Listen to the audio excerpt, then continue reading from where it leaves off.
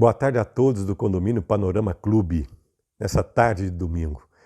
Grande abraço ao nosso parceiro e amigo Fernando Latino, que me convidou graciosamente para estar aqui nessa tarde para falar um pouco para vocês sobre como ficam as relações nesse isolamento, nesse momento que todos nós estamos passando. Os dados não são muito satisfatórios, né? No último mês, aumentou em mais da metade o número de violência doméstica, abusos e também de divórcios. Esse período de confinamento que todos nós estamos vivendo cria um momento diferente.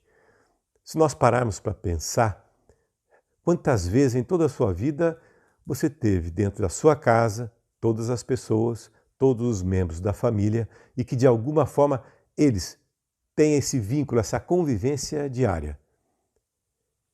Eu costumo dizer dentro do meu consultório ou em palestras que o grande problema, a maioria dos grandes problemas, eles acontecem na intimidade. E a intimidade, para ser criada, ela precisa ser vivida na sua rotina. Qual é essa rotina? Essa rotina de dormir juntos, de acordar juntos, de passar a manhã, de almoçar, de passar a tarde juntos, passar a noite juntos. Tudo isso, essa convivência, muitas vezes faz com que façamos, todos nós, né, saímos um pouco daquela rotina que antes nós tínhamos. Então, o que acontece com isso hoje?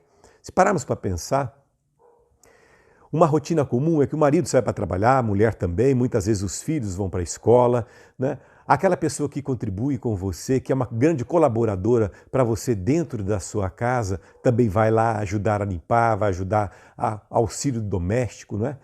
O cenário hoje mudou, muitas vezes o marido está dentro de casa no home office, a mulher também não saiu, os filhos não estão conseguindo ir para a escola, né? Aquela boa colaboradora já não consegue ir ajudar, então as atividades domésticas acabam ficando para todos. Enfim, marido, mulher, filhos, sem escola, sem colaboradores. Esse confinamento muda o cenário. Muda o cenário. Eu acredito que existe uma parte boa e uma parte com um maior desafio nesse momento. A parte boa é que, brincando com alguns pacientes, com algumas pessoas em que eu converso, alguns homens e algumas mulheres, alguns maridos e algumas esposas voltaram a se apaixonar, voltaram a ficar próximos, valorizaram mais esse convívio, dividindo as atividades dentro de casa, né? Costumo dizer, mesmo que isso pareça um pouco rude, que se esse isolamento, que está forçosamente fazendo com que todos nós ficamos juntos, se acontecem muitos problemas por estarmos juntos, o problema não é da Covid-19, o problema não é do vírus. Por isso que muitas vezes, neste momento, eu costumo trazer uma metáfora para elucidar um pouco de tudo isso, como funciona. Imagine que todos nós, assim, eu, você, cada um de nós, quando nós dormimos, repousamos todos os nossos órgãos. E o sono é muito importante nesse momento. Você coloca os seus órgãos estacionados, eles restabelecem a sua energia, e quando você acorda, é desejável que boa parte desse combustível esteja no seu corpo. E assim, você pega esse seu carro, vai trabalhar, vê televisão, assiste um bom filme, vai se divertir, lê um bom livro, enfim, toda a sua rotina que você tinha antes desse momento de isolamento. Todos nós temos esse combustível. Enchemos o tanque enquanto dormimos e utilizamos ele durante todo o dia. Eu trago uma seguinte metáfora. Você imagine que você é um carro, enche de combustível, enche o tanque. Pela manhã você saía de casa, você atravessava correndo a sua rua, às vezes pegava um bom trânsito, às vezes pegava um trânsito ruim, chegava dentro do seu trabalho, ou saía para jantar, ou saía para almoçar, ou saía para fazer uma atividade física, ou saía para ir para a academia, ou saía simplesmente para fazer um passeio, ou para comprar um presente para os filhos, ou para conversar com a mulher, ou para fazer um trabalho com um vizinho, com um amigo, ou para ir se divertir com eles, fazer o seu esporte, enfim. Você ficava trafegando com o seu carro sem parar esse período todo, gastando esse combustível. Agora não. Agora você sai de casa e fica indo até o final da esquina e voltando. Fica indo até o final da esquina e voltando. Paisagens em que você não reparava antes, você começa a reparar agora. Aquele cachorrinho que sempre parecia bonitinho e latia baixinho, né? Desculpe, ele latia baixinho. Ele agora, uma vez que ele passa uma vez, 2 vezes, 3 vezes, você fica gastando esse combustível, esse cachorro já começa a latir alto.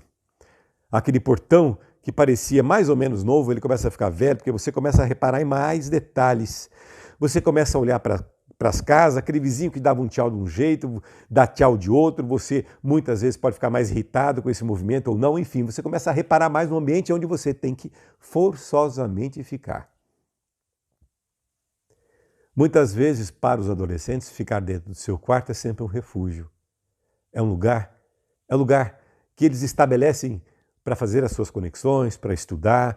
Atualmente, em muitas escolas, estão trazendo também esse ensino à distância, esse ensino tão necessário online. Isso, de alguma forma, faz com que todos nós observemos como é essa relação, como é esse isolamento, que muitas vezes eles estão mais habituados do que os próprios pais, as amizades, as pessoas. Então, você imagina, ficar convivendo em alguns metros quadrados, né? Para aqueles que têm um privilégio a mais de ter uma sacada, para aqueles que têm um privilégio a mais de ter um playground, onde você consegue, de alguma maneira, estar convivendo com as pessoas, com os amigos. Enfim, acredito ser muito importante, cada vez mais, observarmos o que nós deixamos de fazer no dia a dia. Observarmos um olhar diferente, uma brincadeira diferente. Não nos isolarmos nas redes sociais, não nos isolarmos frente a televisões, frente aos noticiários, frente a toda a informação que, aliás, cada vez mais vem uma carga grande de informações. É muito importante estabelecer uma rotina nesse momento, informações necessárias que você tem para receber durante o dia. Nada que você em alguns minutos não receba, que no outro dia você atualize. Uma coisa é você estar participando desse novo momento com o coronavírus. Uma coisa é você viver o coronavírus. Isto vem causando, de alguma forma, uma epidemia psicológica, de ansiedade. Ansiedade é alguma coisa que está acontecendo muitas vezes hoje dentro desse vínculo, dentro desse isolamento. Ficamos enclausurados, não conseguimos e temos receios, bombardeados por informações, muitas delas negativas. Isto vai cada vez mais nos contaminando de uma forma difícil, complicada. O nível de crises de ansiedade mais do que dobraram. Já fui 2 vezes essa semana em um hospital para diagnosticar pessoas com falta de ar, com taque cardíaco. Sintomas esses semelhantes àqueles que sentem falta de ar quando estão no quadro agudo do Covid-19. Dessa maneira, esses sintomas são muito similares. Se você não tem febre, se você realmente não está sentindo um mal-estar no corpo, característico dessa infecção da Covid-19, e simplesmente começa a ficar cada vez mais depressivo, ansioso, dormindo mal, cada vez mais você vai percebendo, e em alguns momentos pode ter realmente uma arritmia cardíaca, uma falta de ar, mas isso muitas vezes é crise de ansiedade e não sintoma da Covid-19. Isso eu alerto porque muitas vezes o último lugar que nós devemos ir nesse momento é onde estão todos confinados, que é um pronto-atendimento, né?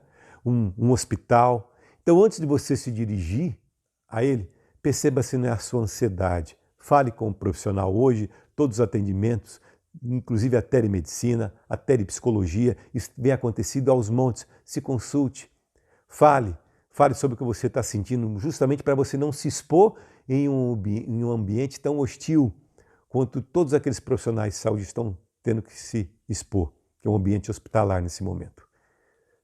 Dicas que eu posso dar, como o Fernando Latino me pediu sobre isso, é conviver juntos, separar tarefas. Separar tarefas. Para nós homens, para as mulheres, as atividades domésticas, muitas vezes, elas podem parecer inicialmente muito difíceis, mas depois, com o tempo, ou elas podem ficar mais difíceis ainda, ou você pode criar dentro de sua rotina, de sua casa, alguns afazeres que podem se transformar em algo até prazeroso. Compartilhar uma cozinha, fazer receitas novas, ler um livro diferente, conversar. para que vocês possam ter uma ideia, a doença mais incapacitante do mundo hoje ainda está sendo a depressão. É a doença mais incapacitante do mundo hoje. Nenhum medicamento deu conta de diminuir esses índices, de enfraquecer esse contágio psíquico. Há 3 anos, a Organização Mundial da Saúde lançou uma campanha cujo tema era Vamos Conversar. Há 3 anos antes da Covid e da necessidade do isolamento, essa campanha foi lançada. Vamos realizá-la agora, dentro de nossa casa, conversando com os amigos por algum aplicativo seguro, né? Conversando com eles. Quando que nós íamos pensar? Eu mesmo, às vezes, colocava como uma metáfora tão distante, olha, vamos tomar um chopp online. E hoje, através de alguns aplicativos, reencontramos alguns amigos, falamos com pessoas que estão distantes. Temos que cada vez mais tentar compreender nossos filhos, compreender nosso marido, compreender nossa mulher, compreender nossos amigos. Muitas opiniões hoje, estão sendo cada vez mais expostas nas redes sociais. A famosa polaridade, cada vez mais. As palavras agressivas, violência. A violência no diálogo, a violência com as palavras. Isso cada vez mais vem contaminando o negativo a todos nós. Esse contágio ruim. Todos nós podemos ter opiniões quanto a tudo, mas lembre-se, o que está se discutindo são as ideias, não as pessoas. As ideias podem ser debatidas, desde que não seja de forma jocosa, desde que não seja de uma forma muito primária, de uma forma agressiva. Isso tem pouco valor. Na DEC, nós fazemos um curso para justamente trabalhar a comunicação não violenta, trabalhar uma comunicação clara, específica, não colocando apelidos, caricaturas, que servem para muito pouco dentro dos nossos argumentos. Vamos conversar, vamos tentar nos aproximar, mesmo que isso pareça estranho no começo. Se você conseguir transpor essa barreira de conversar, dialogar, sorrir, brincar e às vezes se chatear também, mas perceber o benefício disso, quando retornarmos à rotina, todos nós vamos sentir falta desse momento de cada vez mais estarmos juntos com quem amamos. Perceber a roupa que estão vestindo, o cabelo que talvez não tenha sido cortado da forma adequada, aquele que já desbotou, algumas barbas mal feitas, uma roupa mais simples, mas bem usada, mais alegre. Somos todos pessoas convivendo juntos. Se existe um lado bom nessa grande tragédia que está acontecendo em todo mundo, é a oportunidade que está nos sendo dada de convivermos juntos. Isso não é praga, isso não é vírus. É uma oportunidade de estarmos todos juntos, testando a nossa comunicação, testando como falamos com as pessoas que amamos, como elas respondem. Como está a nossa tolerância? Estamos muito irritados, muito bravos, mas nada que uma boa conversa, né? Uma troca de ideias saudável, de opiniões saudáveis. Isso faz toda a diferença nos dias de hoje. Por favor, não se informe em redes sociais. Busque fontes seguras para ter opiniões sólidas, fontes sólidas. Não entre nessa enxurrada de informações que cada vez mais, por inúmeros interesses, desde os interesses políticos, estão cada vez mais influenciando a todos nós. De alguma forma, aliás, eu diria, fique distante disso. Aproxime-se de quem você ama e fique distante de outros interesses. Converse. Tenha uma boa conversa e lembre-se, um grande órgão que está cada vez mais tentando controlar toda essa pandemia, que se chama Organização Mundial da Saúde, a OPA, que é a Organização Pan-Americana de Saúde, que representa a OMS no país, vem orientar essa outra grande campanha, que é Vamos Conversar. Vamos conversar. É isso que eu desejo a todos vocês. E para conversar, algo importante é aprimorar a sua comunicação. Por isso, nós ousamos estar aí próximos de vocês para falar sobre como isso acontece, como isso deve acontecer. Qual é uma maneira branda, uma forma de você deixar claro. Lembre-se, muitas vezes você sabe o que você diz, mas nunca o que o outro está ouvindo. Cada vez mais essa trajetória desafiadora da comunicação, que é o que você fala e que o outro entende, é o grande desafio nosso. O meu como psicólogo, psicanalista, a empresa DEC, os cursos e palestras que oferecemos, para cada vez mais estarmos alinhando isso, aproximando cada história. Você é a sua história. Cada um de nós somos únicos, somos singulares. Não existe uma receita pronta para todos nós, se cada vez mais ela não for descoberta por nós mesmos.